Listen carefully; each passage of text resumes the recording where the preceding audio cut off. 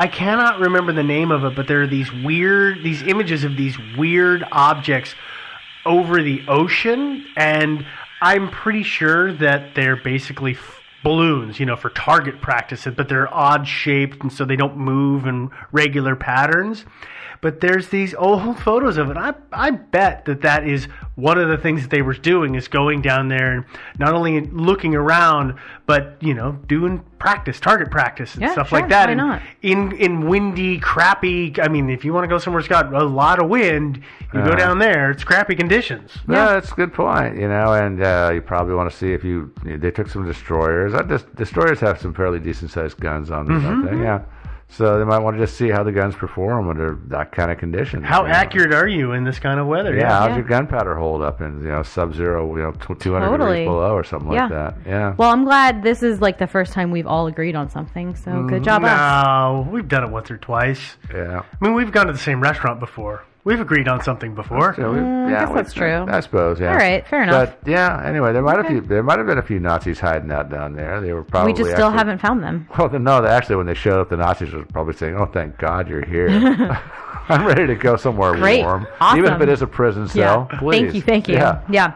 So, if you want to see some of the links to our really informative research on this topic, you can find that along with links to merch. You can stream the show. There's an episode list, all on our website, which is thinkingsidewayspodcast.com. You can find us on social media if you want to get a hold of us that way. You can join the group where you have to answer some questions to get in, just to prove you're a real boy or girl. Sorry, it was a Pinocchio reference. I'm sorry. Or you can like the page on Facebook. On Facebook. If you do like the page, just know that's not where the discussion happens. So if you post on the page, we'll probably be like, "Hey, join the group." You can also tweet at us, aka me, which is Thinking Sideways. You can also join the subreddit, which is Thinking Sideways. If none of that really floats your boat, you can go ahead and just send us an email. The email address is thinkingsidewayspodcast@gmail.com. Float your boat. Wow. Naval episode. It was totally unintentional, I promise. Also, you know where you're finding us. iTunes, Stitcher, wherever. Google Play, whatever. If you haven't already, subscribe, leave a comment and a rating. Helps other people find us and reminds us how cool we are. Yeah, that's right. And while you're out there, leaving us an awesome rating, go through all the other reviews and downvote the bad ones. Yeah. Yeah, seriously. Downvote everybody who you don't agree with all the time. Yeah. Be not like the flat earthers. There we go. Yeah. That's very democratic. I know. Yeah. Anyway, all of that having been said, we're going to float on out of here. Okay, insert ice joke here. It's kind of blustery. Okay, bye. That didn't work. Didn't. This guy got cold feet. Sorry. Got a cold shoulder is what you All got. right, Bye, guys. Next week.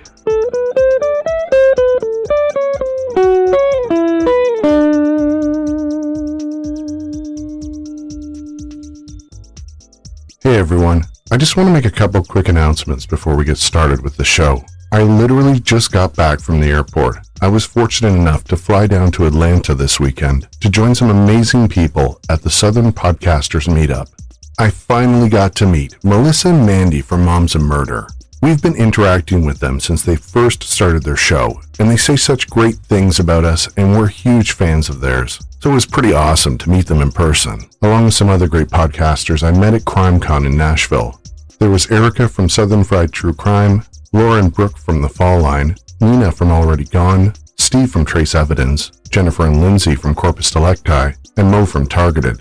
And I want to give a huge thank you to Christy and Larry for all their support and hospitality. It was great seeing all of you and all the fantastic people that came out to show their support for everyone's podcasts.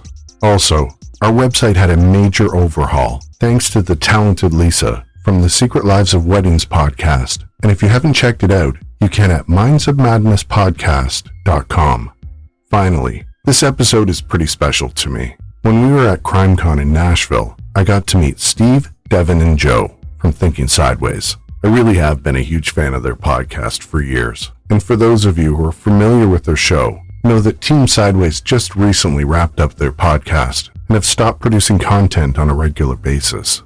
We talked about doing an episode together, and when Stephanie Moore from our cleaners team came to us with a huge and incredible script on the American Beauty murder, we asked them to record with us.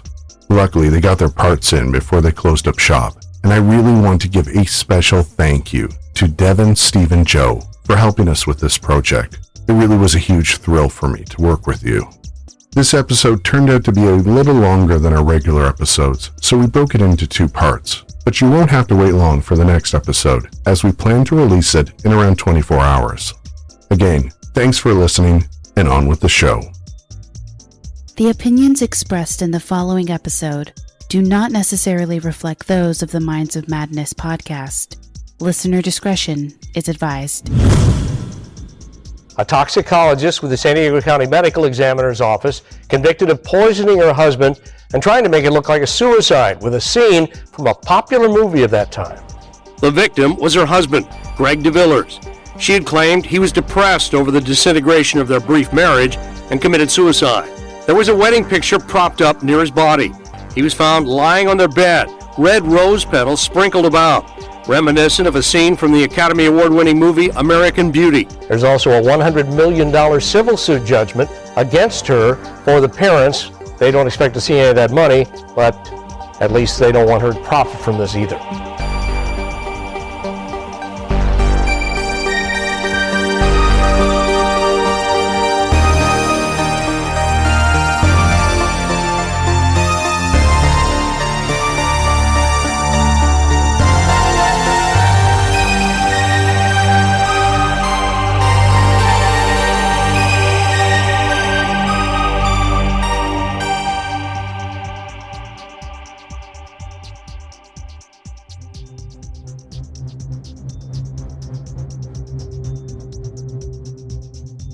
On the evening of November 6, 2000, in La Jolla, California, a distraught 24-year-old woman by the name of Kristen Rosum made a frantic 911 call to report that her 26-year-old husband, Greg DeVillers, wasn't breathing.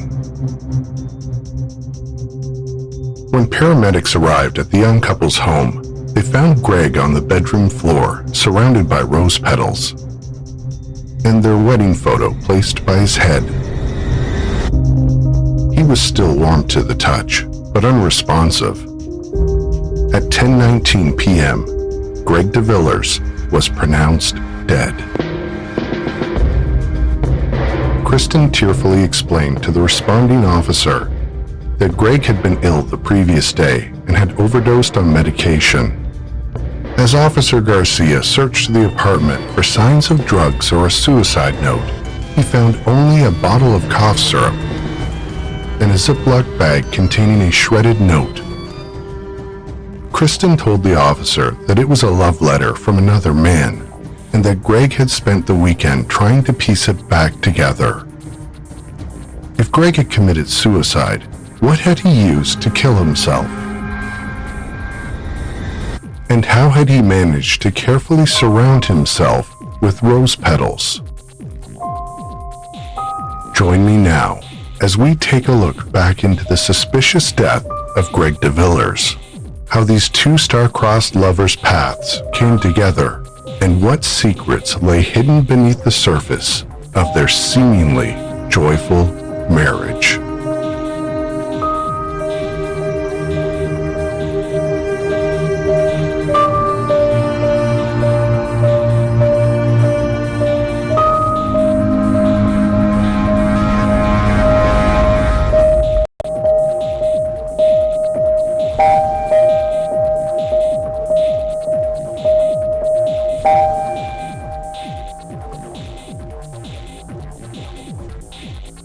On October 25, 1976, in Memphis, Tennessee, a beautiful baby girl was born to parents Ralph and Constance Rossum. Kristen had been born into a family of wealth and prestige.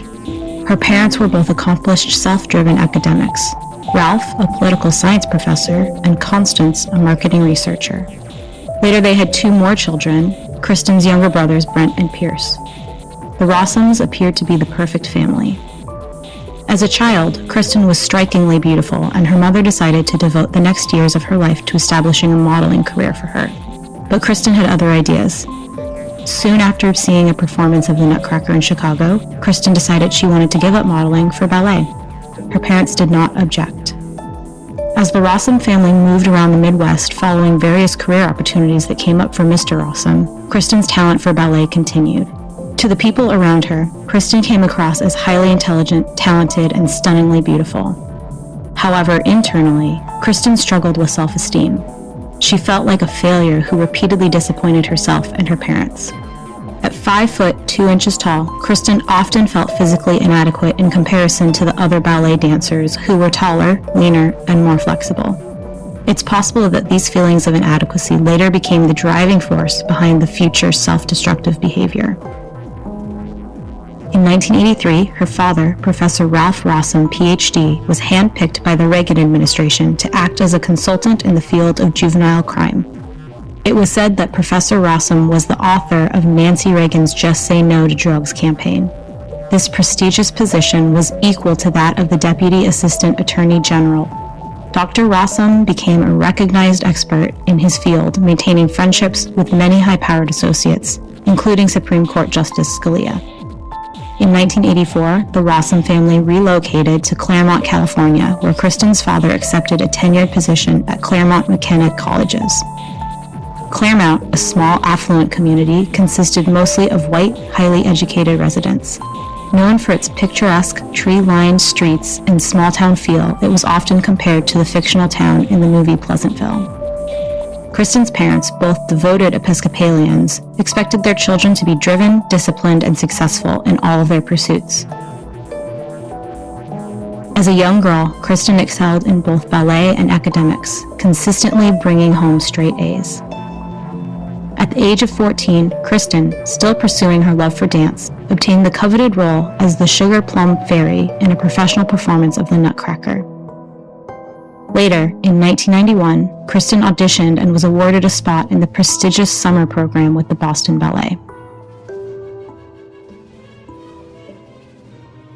That fall, her father Ralph accepted a temporary guest position at a private liberal arts school in Southern Virginia so that Kristen could attend boarding school 60 miles away while continuing to pursue her dance with the prestigious Richmond Ballet Troupe. During that time, Kristen suffered a bad fall, causing her to tear several ligaments in her ankle. Unfortunately, she pushed herself to return back to dance before she had completely healed, which caused her to develop a chronic stress fracture. As the stress fracture was repeatedly re-injured, Kristen was eventually forced to give up dance. Around this time, Kristen, now 15, started drinking, smoking, and doing drugs. She quickly learned that there were unexpected benefits to drug use. They allowed her to stay up late and study while also helping her to stay thin. Usually weighing between 100 and 110 pounds, Kristen started to fixate on her weight. Around 16 years of age and no longer dancing, her mother and brothers started to notice that Kristen seemed sad. They had attributed her sadness to the loss of her ability to dance. While her grades were still good, her behavior continued to change. One day, her brother found a pipe, razor blades, and small mirror in Kristen's bedroom. He showed it to his mother. Naive and unaware of drug paraphernalia, Constance was clueless as to their meanings. Eventually, as her grades began to slip, the Rossums decided that perhaps Kristen just needed space from their constant attention. As Kristen was granted more independence, she started to forge new relationships with a group of kids who liked to party. It was her new friends who introduced her to the euphoria of inhaling crystal meth. As her weight and grades both began to plummet, Kristen soon realized that she needed meth on a daily basis just to maintain a feeling of normalcy. She had open sores on her hands and face from constant picking and scratching. Finally, suspecting that Kristen might have a drug problem, Constance searched her daughter's bedroom and discovered a hidden box containing white powder, a glass pipe, and razor blades. No longer naive, the Rossums confronted Kristen about her drug use. The discussion quickly escalated into a physical altercation between Kristen and her parents. During the argument, Constance slapped Kristen, who then ran into the kitchen and attempted to cut her wrists with a knife. After Kristen's father wrestled the knife out of her hands, Kristen ran off and locked herself in the bathroom, where she began repeatedly making superficial cuts to her wrists. According to reports, her parents had decided not to seek medical or psychological attention because the cuts hadn't been that deep. Having been caught, Kristen promised to stop doing drugs, and surprisingly, life for the Rossums quickly returned back to normal. However, it didn't take long before Kristen's old patterns began to resurface. Kristen's mother had finally had enough and contacted Officer Horowitz to have Kristen arrested for being under the influence of an illegal substance. Kristen was booked, fingerprinted, photographed, and ultimately released into her parents' custody. The Rossums, with their continued pattern of denial, decided the real problem with Kristen wasn't a drug problem, but rather it was a location problem. They decided the best solution was to have Kristen graduate early, then move 30 miles away to the University of Redlands in California. After her first semester, Kristen was doing so well that her parents decided to allow her to move into the dorm. With her new-gained freedom, Kristen immediately fell back into drug habits, and her grades started to slip again. Eventually, campus police discovered drugs in her dorm room, and she was expelled from the university. Ashamed of her physical appearance and relapse, Kristen didn't want to face her parents and their inevitable disappointment. When her boyfriend came to take her home from Christmas break, she was nowhere to be found. Her parents immediately suspected her disappearance had something to do with drugs.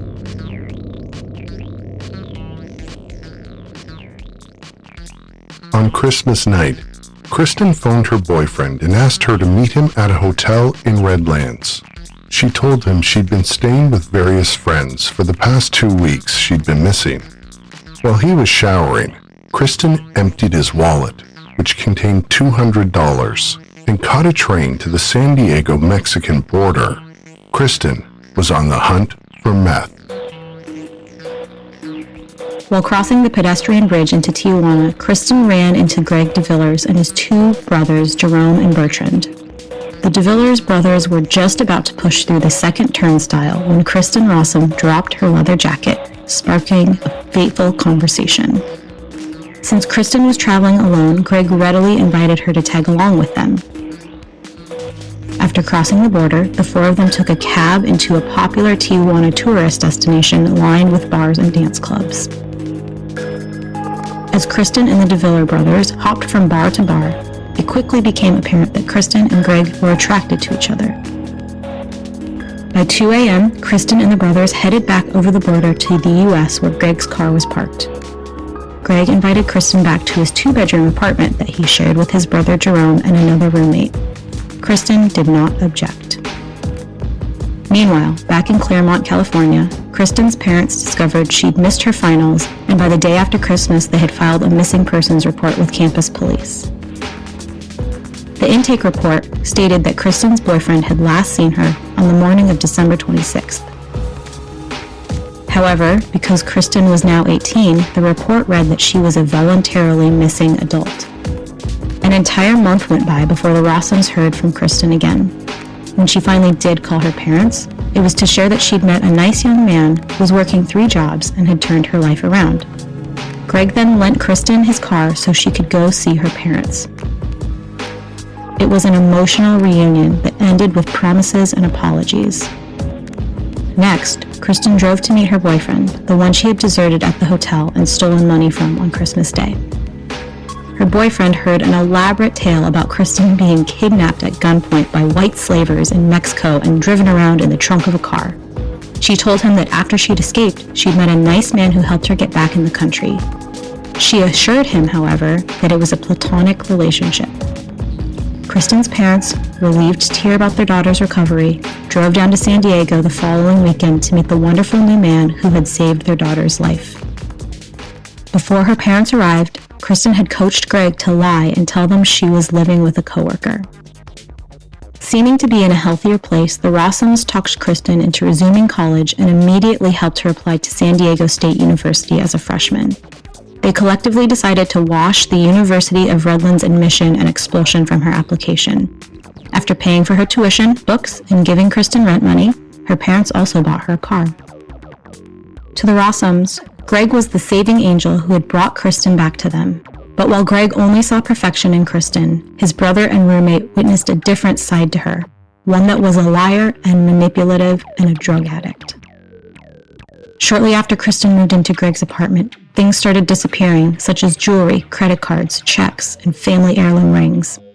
Greg blamed the thefts on Jerome's friends, and Jerome blamed Kristen.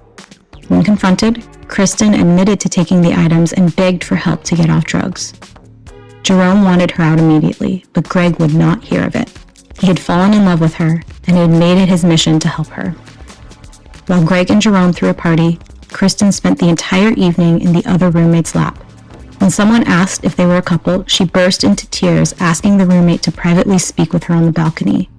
She tearfully admitted to being in love with the roommate and felt they were meant to be together.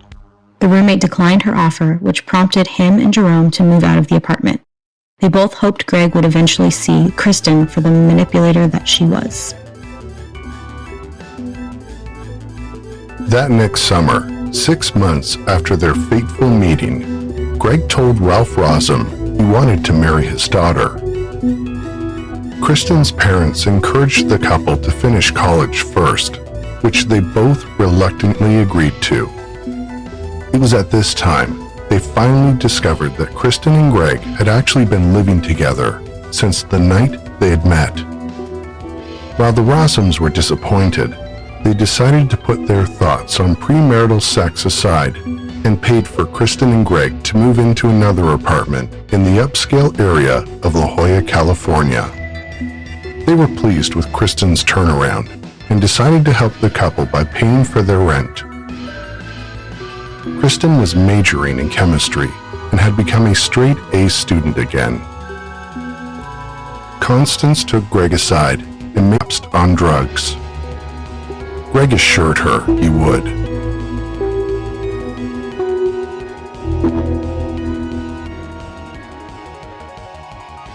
Greg, like Kristen, came from a well-educated suburban family. Greg was the oldest of 3 American-born sons to French parents, Yves and Marie France Tremolte de Villers. Greg and his brothers grew up in Southern California in a bilingual home speaking fluent French.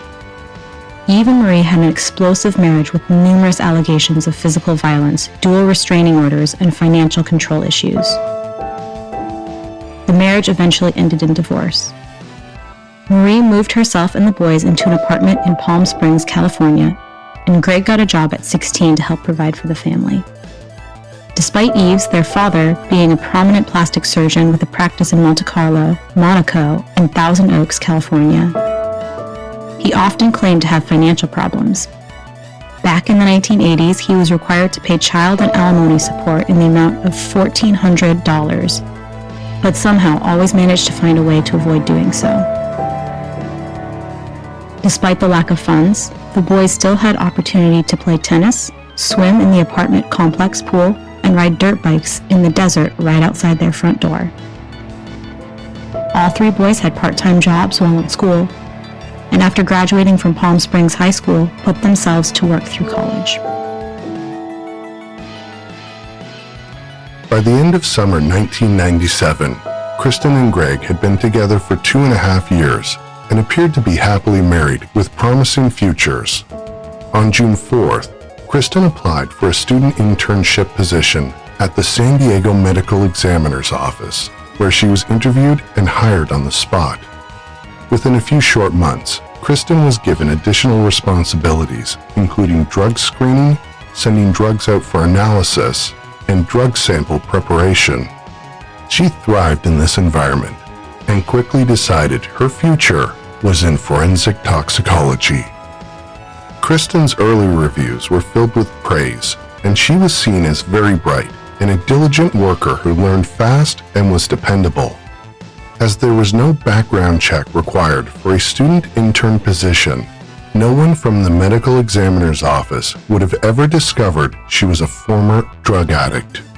As such, she was given free rein to do the samples of hard drugs, including meth and heroin.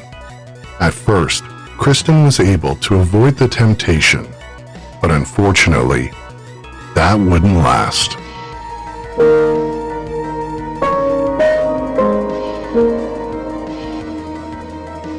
In May 1999, Kristen graduated with honors, and a few days later she was invited to her first professional toxicology conference.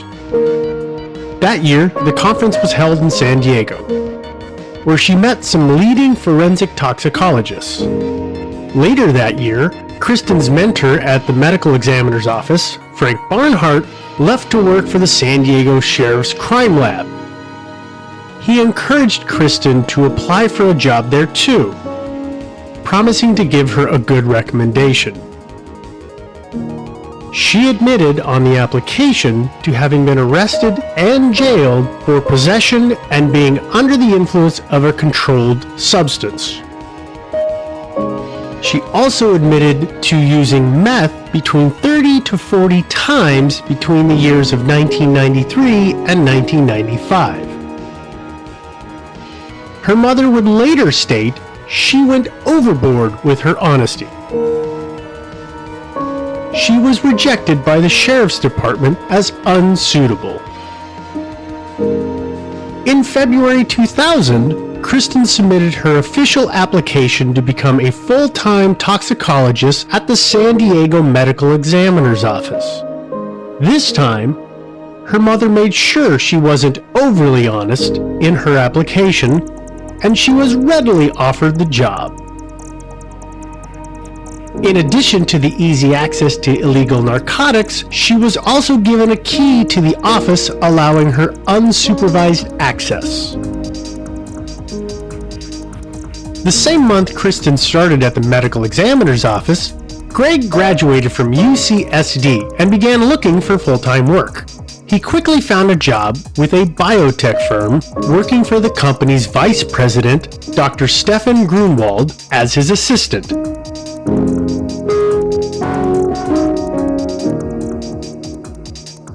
Greg was quickly promoted, and when Dr. Grunwald left for his own startup in cancer research, his first employee was Greg DeVillers. The new job was demanding, giving Greg and Kristen little time for their relationship.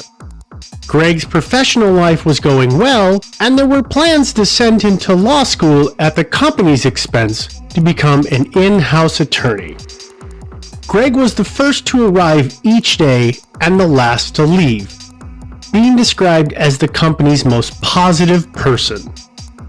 With both Kristen and Greg gainfully employed and succeeding in their careers, Greg and Kristen set a wedding date for later that year.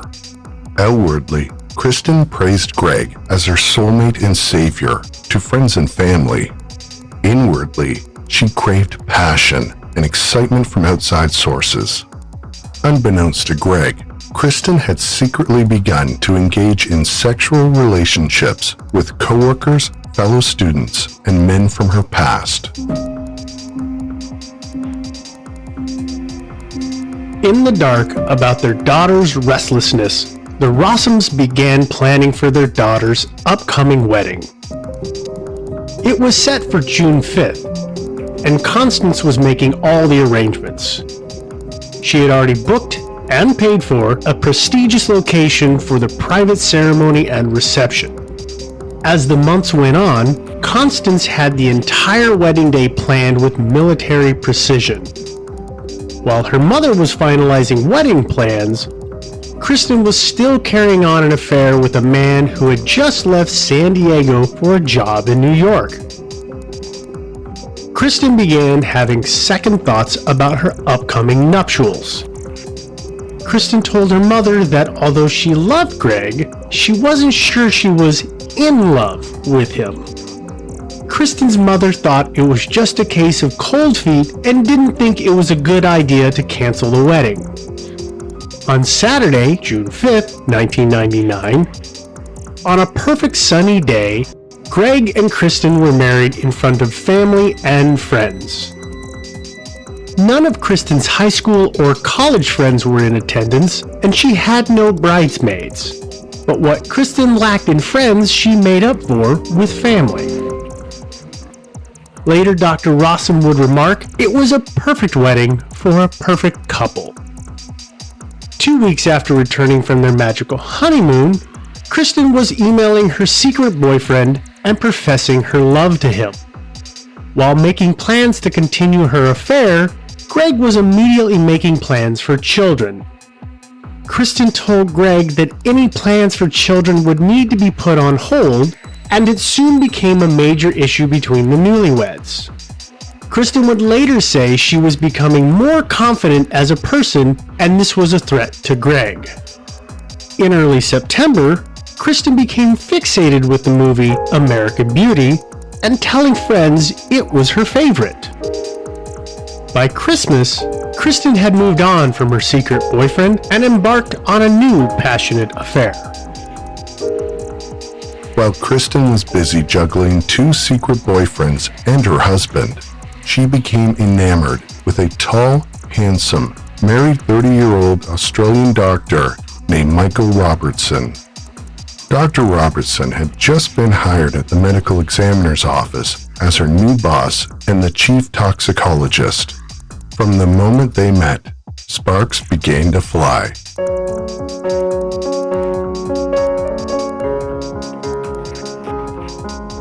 Dr. Michael Robertson was the golden boy of international forensic science and had the good looks to go with the title.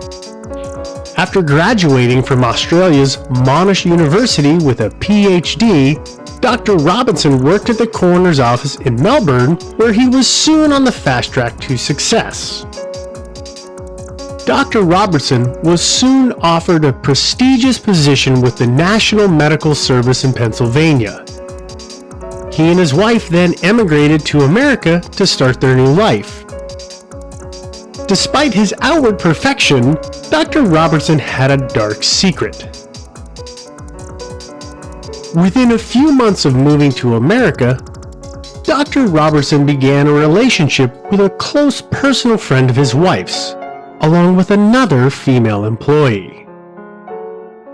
Dr. Robertson was ambitious and joined the Society of Forensic Toxicologists, commonly referred to as SOFT, and became a regular presenter at their annual meetings, befriending some of the nation's most distinguished toxicologists. He was a rising star in the field. He was well liked and described as the life and soul of the party during the many conference social events. In early 2000, Dr. Robertson was offered the position of Forensic Laboratory Manager at the San Diego County Medical Examiner's Office, and he and his wife moved into the affluent area of La Jolla, just a few blocks away from Kristen and Greg. Within a few days of his arrival in the office, Kristen was going out of her way to spend as much time with her new boss as she possibly could. According to coworkers, there appeared to be a mutual attraction between the two. His new office had a perfect view of Kristen's desk, and she would be in his office constantly. It wasn't long before the two were going to lunch every day and meeting outside of work. Their obvious office romance quickly created resentment among the other toxicologists, who felt Kristen was getting preferential treatment. In May of 2000, Dr. Robertson invited Kristen to accompany him